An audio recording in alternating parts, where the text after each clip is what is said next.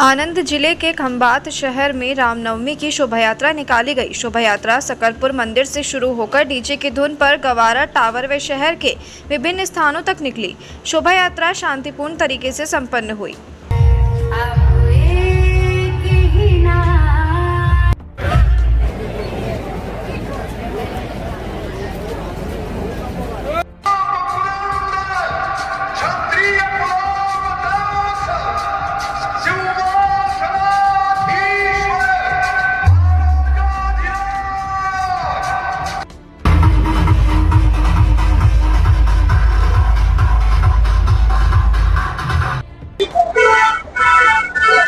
ખંભાતમાં રામનવમીની શોભાયાત્રા થઈ રહી છે અને એકદમ શાંતિપૂર્ણ રીતે સંપન્ન થઈ છે. આપના ચુસ્ત બંદોબસ્ત હતો, શું કહેશો?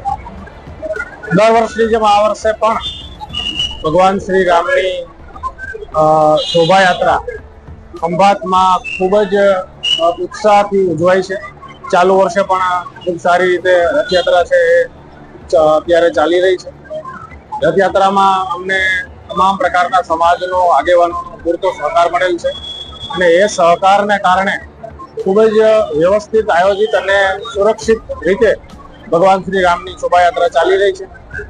બંદોબસ્ત પણ પોલીસ તરફથી ખૂબ સારી રીતે મેનેજ કરવામાં આવ્યો છે. પૂરતો પોલીસ બંદોબસ્ત છે આપણી પાસે. બહારથી પણ અધિકારીઓ, ડીવાયએસપી કક્ષાના અધિકારીઓ બંદોબસ્તમાં આપવામાં આવ્યા છે. એસઆરપી પણ જરૂર પ્રમાણમાં હથિયાર સાથે આપવામાં આવી છે, જેના કારણે એક ભયમુક્ત વાતાવરણમાં અને કોમી એખલાસના વાતાવરણમાં શોભાયાત્રા છે એ ચાલી રહી છે.